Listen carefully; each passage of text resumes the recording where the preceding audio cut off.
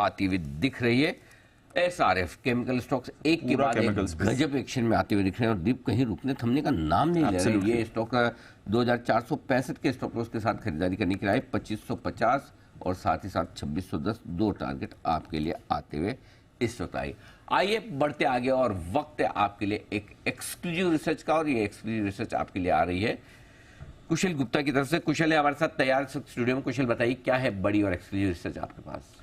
Sir exclusive research है pi industries को लेकर। दरअसल आप देख ही रहे हैं कि किस तरह से यहाँ पर सिचुएशन बनी हुई है कि कंपटीशन बढ़ रहा है, तो इनके लिए एक प्रोडक्ट रिस्क बनता हुआ नजर आ रहा है। बट यहाँ पर ये situation clearly on the opposite है। यहाँ पर कल कुमाई केमिकल्स जो कि एक बड़ा कस्टमर है इनका, उनकी नतीजों के बाद कॉन कॉल होती हुई दिखी और उन्होंने ये क्लियरली साफ कर दिया है कि जो जेनरिक प्रोडक्ट्स है उसके कॉम्पिटिशन को रोकने के लिए ये अपनी कीमतें जो है उसको एडजस्ट करते हुए नजर आएंगे। तो इन्होंने अपने आगे चलकर प्रोडक्ट प्राइसेस घटाने हैं, बट ऑफ कोर्स जो वॉल्यूम ग्रोथ है वो बड़े रूप में बढ़ता हुआ नजर आएगा। उन्होंने कहा है कि 2024 के लिए जो कुल आय है उसमें करीबन 4% और साथ ही 12% की वॉल्यूम ग्रोथ का ये अनुमान लगाकर चल रहे हैं।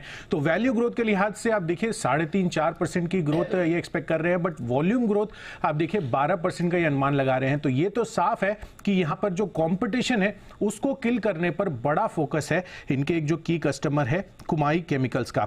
इनफैक्ट इन्वेंट्री को क्लियर करने के लिए इनका 2024 का ये साफ तौर पर लक्ष्य बनाकर चल रहे हैं और आगे चलकर इस प्रोडक्ट के लिए जो कि ये एक्सीव के नाम से ब्रांड करते हैं पायरोक्सिसल्फेन को, उसकी मांग ये स्थिर रहेगी और साथ ही जो आउटलुक है वो भी बेहद मजबूत इन्होंने बताया है। इनफैक्ट जेफरीज का नोट भी मैं पढ़ रहा था तो उन्होंने कंपटीशन किल का एक जो एग्जांपल है वो आप देखिए यहां पर उन्होंने ऑस्ट्रेलिया में अभी भी उनका 94% मार्केट शेयर है, जबकि उनके जो प्रोडक्ट है उसको 2 साल एक्सपायरी के भी हो चुके हैं।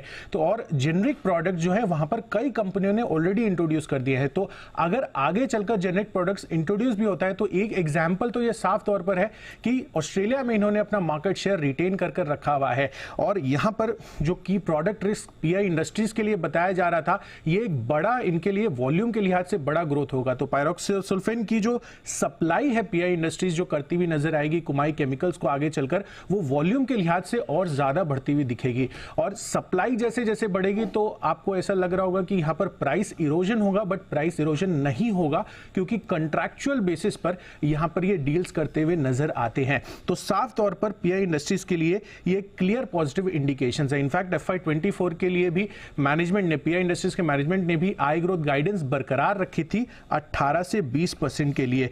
तो 2025 तक यहां पर इनके जो की मार्केट्स हैं वहां पे आपका प्रोटेक्टिव पेटेंट भी है और अन्य और मार्केट्स में भी 2030 तक यहां पर प्रोडक्ट पेटेंट इनको मिला हुआ है। तो ये क्लियर इंडिकेशंस बता रहा है कि यहां पर पीआई इंडस्ट्रीज के लिए आगे के लिए भी जो इनका एक की प्रोडक्ट है पायरोक्सिसल्फेन, उसके लिए मार्केट खुला है और बहुत ही अच्छी तेजी आ सकती है। और इसी वजह से शायद जो ब्रोकरेज हाउसेज है एलारा सिक्योरिटीज ने अपग्रेड कर दिया, एक्यूमुलेट से खरीदारी की राय दे रहे हैं 4270 रुपए के टारगेट के लिए, और साथ ही जेफरीज भी यहां पर खरीदारी की राय बरकरार रखते हुए 4120 रुपए का टारगेट दे रहे हैं। वाह, तो चलिए भरोसा वापस आ रहा है पीआई इंडस्ट्रीज में। अनिल जी, ये हफ्ता काफी उतार चढ़ाव वाला रहा है इस कंपनी के लिए, क्योंकि इसी कंपाउंड को लेकर पहले कंसर्न्स आए थे, बाहर से कैपेसिटी आ रही है, इनके कॉन्ट्रैक्ट पर असर पड़ सकता है। अब यहीं से आश्वासन भी आ रहे हैं कि नहीं इतना खराब नहीं है, इनफैक्ट आगे तो चीजें अच्छी होनी चाहिए कंपनी। दीप, एक्चुअली ये खबर नेगेटिव नहीं है जिसको बाजार ने नेगेटिव समझा है, इनफैक्ट ये पॉजिटिव खबर है, पर्सपेक्टिव नहीं समझे। हुआ क्या कि पीआई इंडस्ट्रीज का सबसे बड़ा एक क्लाइंट है जापान का कुमाई, उसने अपना गाइडेंस घटाया और प्रॉफिट गाइडेंस घटाया, तो उससे लगा कि जिसको आप सप्लाई कर रहे हैं उसका प्रॉफिट गाइडेंस घट रहा है, तो फिर तो आपके लिए तो खराब खबर है, है ना? ये एक नेचुरल रिएक्शन होता है, हो गया।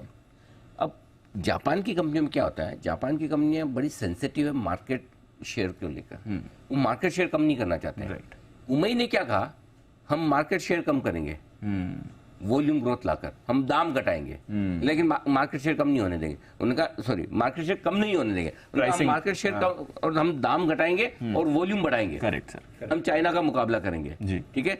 मार्केट शेयर बनाए रखने के लिए दाम घटाने वाली चीज जापान के बाजार को कम पसंद आई, लेकिन अगर उनको मार्केट शेयर बनाए रखना है, वॉल्यूम और बढ़ाना है, तो वॉल्यूम बढ़ाने के लिए जो एपीआई चाहिए वो किससे मिलेगा?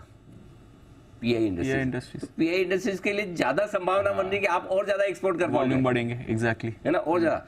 दूसरी बात, जो चाइना की कैपेसिटी को लेकर जो चिंता थी, वो कैपेसिटी बहुत छोटी आ रही है और 3 साल बाद आएगी। और चाइना वालों ने आज तक कई बार, जैसे अपने नहीं होता है कि हर स्टेट में इन्वेस्टर्स वो मीटिंग होती है, सारे इंडस्ट्रीज जाते हैं, हम 50,000 करोड़ यहाँ डालेंगे, हम 50,000, उन सबका एक्यूमुलेशन कर देना, तो हिंदुस्तान में इतना इन्वेस्टमेंट हो जाए कि अगले 200 साल के लिए अपने पास में ना जगह ही नहीं है लगाने की। करेक्ट। वो सब कहने की बातें होती है ना, मतलब अच्छा लगता है सबको, बड़े बड़े फिगर सुने।